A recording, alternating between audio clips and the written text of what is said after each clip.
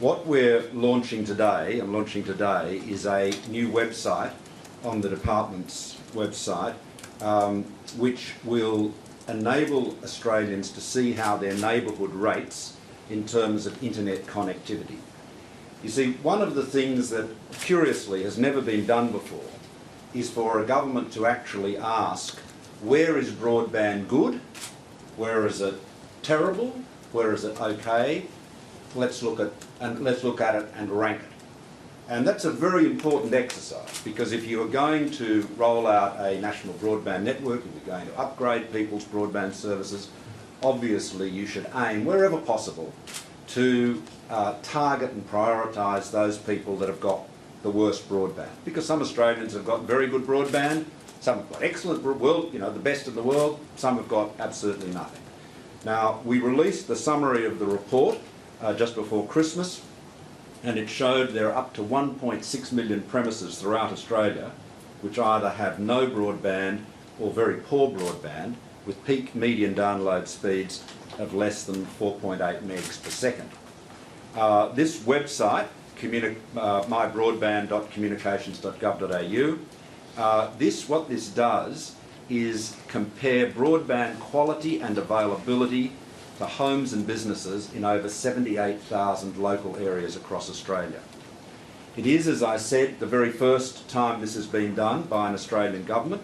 It's one of the things we committed to in the election, and it has been an outstanding effort by my department, in the Department of Communications, and I want to thank the department and the officials for putting this together. They've cooperated with all the leading telecommunications companies and a lot of the smaller ones too, to get as much information as we can to estimate in these small areas what the availability of broadband and the quality of it is. Now, I'll just give you an example here. So I've typed in an address, and you can type in any address in the country. This happens to be the Norwest Business Park in New South Wales, in Sydney, which, as you all know, is a very big business centre, very big business park indeed. So you notice there's a little bit of a health warning there, just so that people understand that these are indicative, and they're based on an estimate of some of the factors that determine the speed of your service. In the case of ADSL, obviously primarily the distance from the exchange. We aim to have a speed test available on the site in the future, and that will enable people to do their own, check the speeds from their own location, and that information will be fed into the system as well. So you may find that the service in your own address is not consistent with this, but this is the closest you can do without testing every single premise in the country. So here we are in the Norwest Business Park, and as you can see, fibre to the premises is not available. There is no HFC availability is not there. The fibre to the node is not available. Fixed wireless is not available.